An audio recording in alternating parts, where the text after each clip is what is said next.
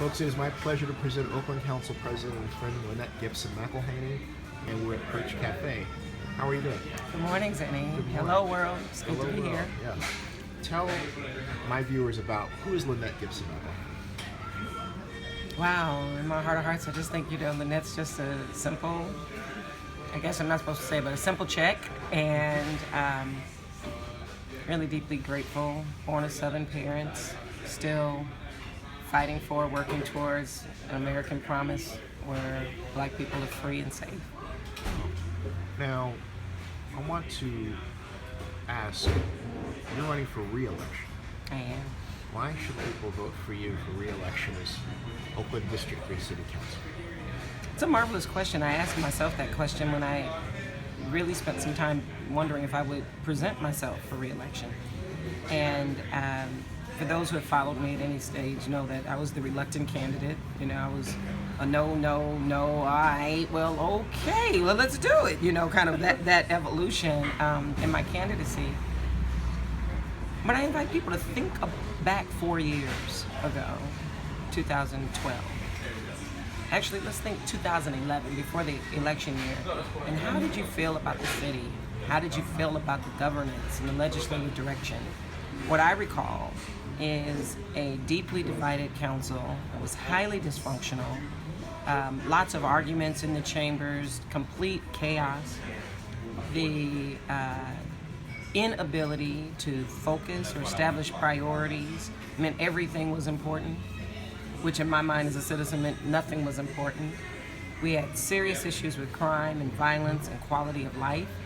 We had a deeply demoralized work staff, that had gone through losing a third of the population, and a new city administrator who at that time had panicked with the implosion of redevelopment, right? And was the only agency to issue 100% pink slips, I think, or something like that. Mm-hmm. Just sending terror throughout the ranks. No, that was Santana. Deanna Santana. And I mean, it was... Right. Deanna had just gotten appointed, and then the governor's decision to dismantle redevelopment meant that Oakland was losing a significant portion of its budget, and I think she panicked for side of caution, but it really compromised trust within the workforce. Only for people, Deanna Santana was appointed by Gene Quan when she was mayor. Yes. Who was elected in 2010. 2010. So if you think about, where we were at that time, people just didn't have any confidence that Oakland could get its act together.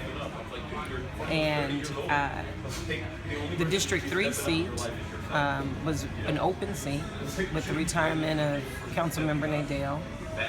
And the economic anxiety in District 3, which was the trouble in West Oakland coming out of the foreclosure crisis, people being afraid of displacement. We weren't quite at the stage of gentrification, but people wanted to know what that was and what was going to begin happening. We had double-digit vacancies in our downtown office space, 2012, right? And I was raising these questions like, why is Emeryville with a 2% vacancy rate and Berkeley with a 3% vacancy rate, and Oakland had, I don't want to, be misquoted, but I remember it was double digit. It was something like 15 or 18% vacancy. I mean, it was huge, maybe 13, something. It was in the teens in terms of the vacancy rate in our downtown. And so we were not utilizing our economic positioning. We had lots of housing trouble. We had a eviscerated public municipal staff. We had low morale and a governance structure that was highly dysfunctional, and a lot of conflict, I would go back to, between the mayor and the council. Right. Almost at a stalemate, and just a lot of challenges. So I came to office wanting to tackle these big problems. And you will recall, Zenny, because you were at that first candidates night. I think at that point Adams Point was first. Yeah, and that's right. you know, I heard all these other candidates making these really grand promises of what they could do in 4 years, and I was dumbfounded. I said, okay, I can't do any of that. I won't promise any of that.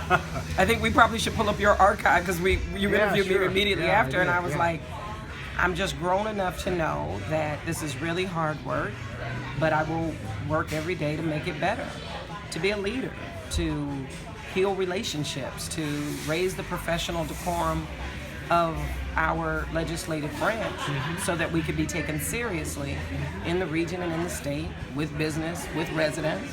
And I believe when you look now, 4 years later, that's not our challenge anymore. People can fuss at us about other challenges, but we've raised the professional standards. We work cooperatively, still with lots of tension across the branches of government. It's designed to be that way, I think. And at this point, people are really challenging us on other quality of life issues.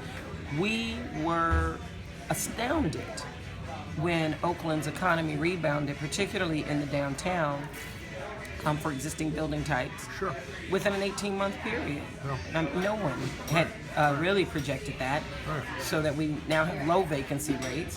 But I guess we were in many ways successful in our campaign to say, consider Oakland, consider Oakland, consider Oakland. I mean, I've spent the first 2 years, right? Consider Oakland, consider Oakland, consider Oakland. Think Oakland. Don't leave us out of the economic boom and recovery. See the value in Oakland. Don't see us as just a place, don't see us as a Rust Belt city with deep poverty and violence and crime. You know, bring your business here, locate here, so that we can get the revenue, so that we can restore a moral local economy. And we are now continuing to do that work of how do you both attract capital and make sure the capital is conscientious capital? How do you put the pieces in place so that you are addressing your own housing needs in the context of a regional housing demand that is washing upon your shores and displacing your families?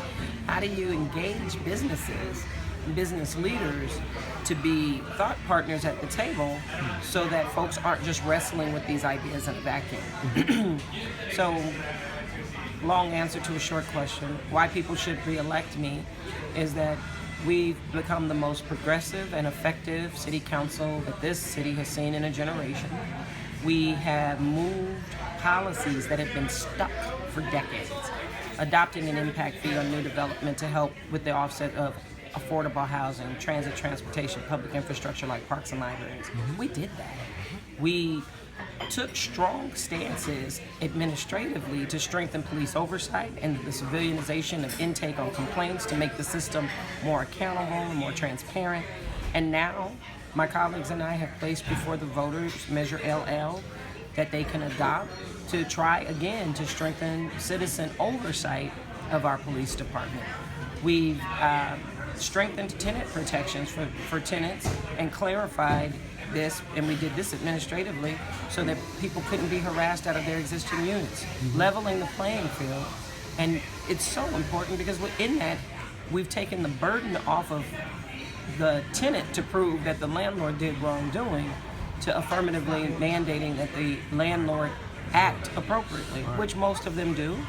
But this was about protecting our tenants from those who don't, right? So anyways, I think we've done a lot of good work, and it's now time to steward that work and to continue the reform efforts because they do take time. But I would say in 3.5 years, we've done an amazing job at putting the infrastructure in place so that Oakland can maintain its diversity, its affordability, its cultural institutions, and move the city forward.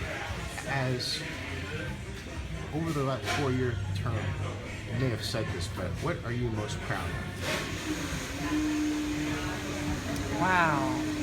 Out of thousands of decisions, because we've literally made thousands of decisions. My goodness, I'm proud of so many things. I am really proud that we established the task force to combat the sexual exploitation of children and brought the county and the school district and the city together at one table to start talking about the campaigns to save our kids. You know, many people have looked at the Billboard campaign, that there's no such thing as a child prostitute. Changing the conscientiousness of our society so that we no longer turn a blind eye to what is modern day slavery happening in our city. I'm proud of that. I'm very proud of the fact that I was able to advocate that we would actually put money to work that the district attorney had raised for us, and that we cleared the backlog on our rape kits. Wow. That had not happened Wow. in 5 years. Wow. So we now have a database of known rapists where we can now make arrests. Nice. I'm very proud of that. I'm very proud that we were able to open the West Oakland Youth Center. Still nurturing that. It's still in its fledgling stages, but I'm very proud of that. And that we didn't allow the West Oakland Job Resource Center to fail. It is now up and thriving. I'm very proud that the Infirmary, the historic park right, today is McClymon's reunion, right? Yeah. A gathering. And that park had not had any, and the recreation home, the beautiful home, had not seen any meaningful rehabilitation in 20 years. And in 3 years, we've raised over $3 million. And the house is now restored, new paint inside and out. We've replaced bathroom facilities. We have a brand new concrete skate park, new baseball diamond, new basketball courts with regulation backboards for the first time. Thank you, Golden State Warriors. So, you know, from the difficult to the fun stuff, you know, I'm very proud to have launched the first annual recognition of African American achievement during Black History Month. And we now do that annually, and last year held the first gala in City Hall to honor the contributions of African Americans in our city. Folks, this is part 1, and